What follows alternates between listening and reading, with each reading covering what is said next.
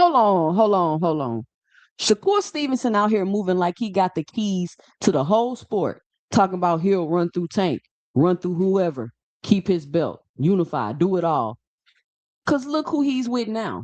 Bro, he can't do none of that right now. None of it. And today I'm gonna show you why.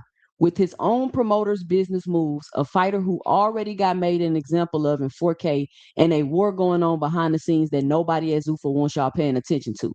Let's get into it. What's good, everybody? I'm Jake, and this is our 2 cents, where we talk everything boxing, and everybody's entitled to their own opinion. And y'all know the rules. As I go through the video, what am I saying that's not a fact? Let me know and drop it below your 2 cents. Here we go. So let's start with today, because this is why everybody's confused.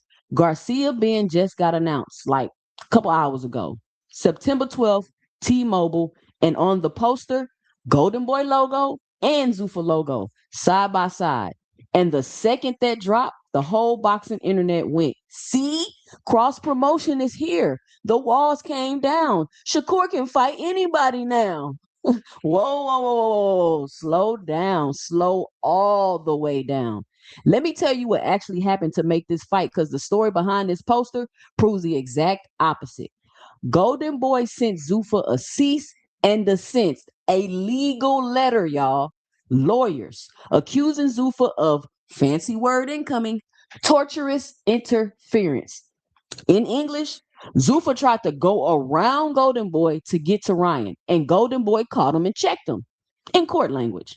And it wasn't even just them. DAZN sent their own cease and desist days before that. Two legal letters. Why could they do it? Because even though Ryan's exclusive deal ended, Golden Boy kept a co-promotional option on him by contract. By contract, y'all. Zuffa cannot make a Ryan Garcia fight without Oscar's blessing. Period.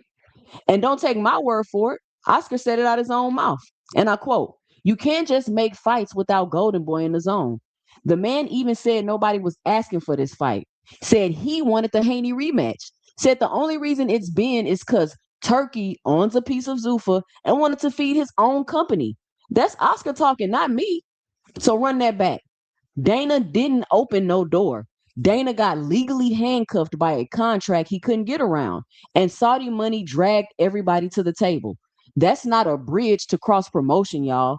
That's the one crack in the wall. And it took two law firms and a checkbook to make the crack. Remember that, because it matters for everything I'm about to say. Now, here's the center of this whole video, and it's the part everybody keep getting wrong on these YouTube streets. People keep talking like Zuffa's going to eventually work it out, and the sanctioning bodies, like there's some big meeting coming where the WBC, the WBA, and the IBF and the WBO all shake hands with Dana, and we live happily ever after. Y'all, Y'all, Dana White is not trying to fix his sanctioning body problem. Dana White is trying to put the sanctioning bodies out of business. That's not a conspiracy theory. That's the reported business plan. We talked about it on Ladies' Night. We pulled up the paperwork. We looked up the director's meeting minutes. We read the whole 2030 plan. We went over it all on Ladies' Night. Y'all got to make sure y'all on Ladies' Night. That's where we had the paperwork parties, because we come with facts over here. When Zuffa launched, ESPN said it plain. They eschewed the sanctioning bodies and set out to declare their own champions. Think about what the UFC is, bro. One company, one belt per division, one ranking system, no alphabet soup, no sanctioning fees, no mandatories. The promotion is the league, and the league is the sport, and everything runs through one office. That's what this man built for 30 years, and that's what he came to boxing to build again. So every time you hear Zuffa gonna figure it out with the WBC eventually, nah. You don't figure it out with somebody you're trying to bury. There's no truce coming, y'all. This is a war, and wars don't end in handshakes. War end when somebody loses. Real quick, punch that like and subscribe button so you don't miss another video. Let me know and drop it below your 2 cents as I go. And if you want to support the channel, hit the Cash App at $ 2 cents boxing, or hit the heart with the $ and leave a special thanks below. Let me know you're enjoying the content. Now let's get back to it, because I got a body to show you. And if you think I'm exaggerating about this war, let me show you the body they already left on the battlefield. This ain't a hypothetical, y'all. This already happened to Zuffa's own fighter, Opetaia. At the time, Zuffa's flagship signing, real world champion, IBF cruiserweight belt, undefeated, and the man tried to do the reasonable thing, defend his belt and fight for the Zuffa's new belt. 2 belts, one night. Sounds harmless, right? The IBF said absolutely not. Zuffa's belt don't count in their world. It's not a world title in their eyes. And when the dust settled, they stripped him. Took a real world championship off an undefeated fighter, Zuffa's own marquee guy, made an example of in public. And I made a whole video when Ja was out here after that, still talking about unification. Unifying what, Ja? Check the catalog. I got the receipt on that one. And one more thing, because this one's crazy. Zuffa doesn't even have the legal clearance to run championships the way Dana wants yet. There's a whole amendment in the Ali Act, a literal bill in Congress that got to pass the House, pass the Senate, and get signed before Zuffa can legally be its own judge and jury. And there's real opposition. Roy Jones is against it. De La Hoya is against it. Muhammad Ali's own grandson is out here talking to senators against it. So that Zuffa belt Shakur is supposedly going to be defending right now, legally, that's closer to a trophy than a world title, y'all. I said what I said. Shakur Stevenson is going to be over at Zuffa fighting for trophies. So now let's bring it all the way back to Shakur, because this is where I got to call it what it is. When Shakur's out here talking like he's going to fight Tank, Tank is on PBC, bro. Tank is on the continent, the other side of the war. When he's naming whoever else, them men are signed to the other side. And Shakur just moved on the island. The island whose whole business model is we don't work with them.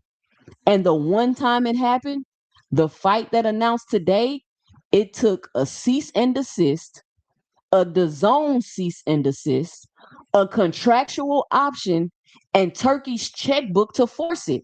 Shakur dream opponents don't have those weapons. There's no contract forcing Dana to loan Shakur out to nobody. And when he talks like he's keeping belts and unifying, my brother, ask Opetaia how that goes. You signed to the company that got a man stripped for trying it. Now, I'm going to keep it fair because that's what we do around here. There is another read on today.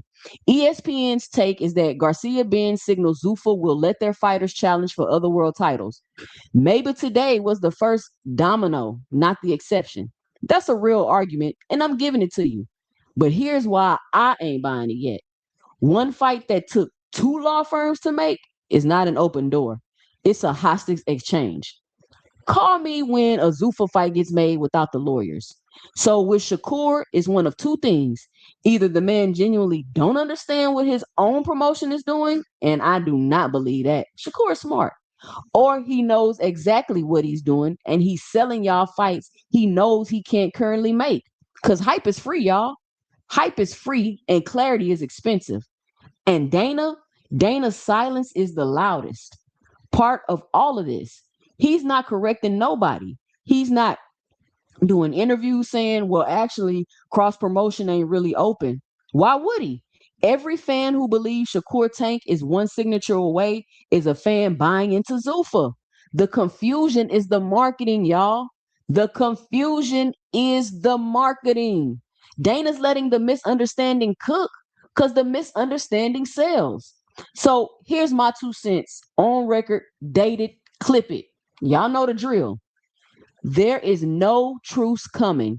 Dana doesn't want the sanctioning bodies fixed. The whole model is built on replacing them. So my verdict, by the time Shakur fights again under Zuffa, none of this will be resolved. No Tank, no PBC crossover, no real unifications, and it stays that way for a minute. Years maybe, because Zuffa's whole plan needs the old system to die, not to cooperate with Shakur's wish list. Every cross-promotional dream fight coming out of that camp between now and then, marketing. Hold this video up every time one gets teased. I'll be right here. And look, I'm not even hating on Dana's plan. If the man actually pulls it off, one belt, best fight the best, no alphabet politics, that might genuinely be good for boxing 10 years from now, which I doubt because how great did it work out for the UFC with all those lawsuits that Dana ended up having? But that's a whole nother video. And I might make it.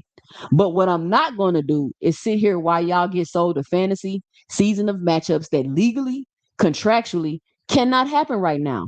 Y'all deserve the real. That's why we're here. So two centers, let me know and drop it below your 2 cents. Is Shakur misleading the fans, or do y'all really think the walls came down today? And Shakur, if you see this, my guy, read your own promoter's press releases. I read every single comment. Like the video if you found value in it. Subscribe if you're new. Follow me on X at 2cents20. We growing over here, and I'm posting a lot more. And on IG at 2cents Boxing. Support the channel by hitting the Cash App at $ 2cents Boxing or hitting the heart with the $, leaving the special thanks below, letting me know you're enjoying the content. I'm Jay, and stay tuned for my 2 cents in the next video. And check out the videos popping up on the screen. The Shakur 5 questions and the wrong week breakdown, because this is part 3 of a saga. Y'all catch me in the next one.